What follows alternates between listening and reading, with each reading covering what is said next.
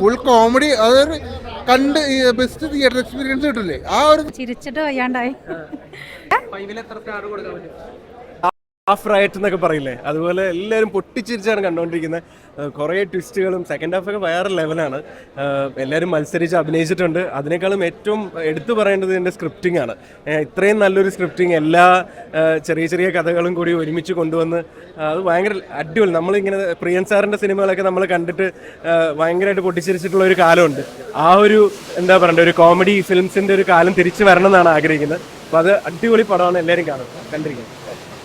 പടം കിടിലം പടമാണ്. അതായത് ജിത്തു ജോസഫിന്റെ എല്ലാ പടങ്ങളും, അതായത് ഒരു ക്രൈം ത്രില്ലർ ആ ഒരു ലെവലിലുള്ള പടമല്ല. എന്നാലും ഇതിലൊരു ക്രൈമൊക്കെ വരുന്നുണ്ട്. ആ ക്രൈം എന്ന് പറഞ്ഞാൽ അത് കോമഡി ആയിട്ട് ഫുള്ളും ചെയ്തേക്കണം.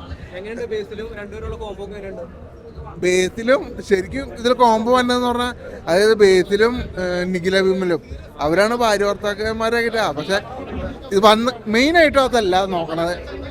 എന്താ പറയുക, ഫുൾ കോമഡി. അതൊരു കണ്ട് ബെസ്റ്റ് തിയേറ്റർ എക്സ്പീരിയൻസ് കിട്ടില്ലേ ആ ഒരു സംഭവമാണ് തിയേറ്ററിൽ നിന്ന് കിട്ടുന്നത്.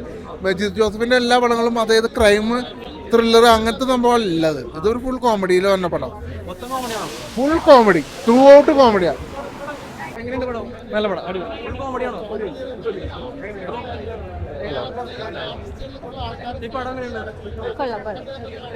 ചിരിക്കാനുണ്ട് കുറെ, നല്ല പടം, നല്ല അഭിനയം ചിരിക്കാനുണ്ട് കുറെ, നല്ല സിനിമ.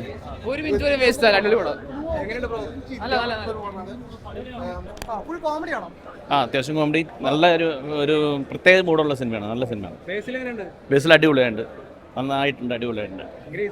ഗ്രേസ് ആന്റണിയും അടിപൊളിയായിട്ടുണ്ട്, നന്നായിട്ടുണ്ട് കേട്ടോ. നല്ല പടമായിരുന്നു, ചിരിച്ചിട്ട് വയ്യാണ്ടായി. നല്ല പടം. ഫുള്ള് കോമഡിയാ. നല്ല സ്റ്റോറിയാണ്. കോമഡിയാന്ന് തൊട്ട് തന്നെ വന്നത്. ചിരിച്ചിട്ട് വയ്യാണ്ടായി. ഫുള്ള്.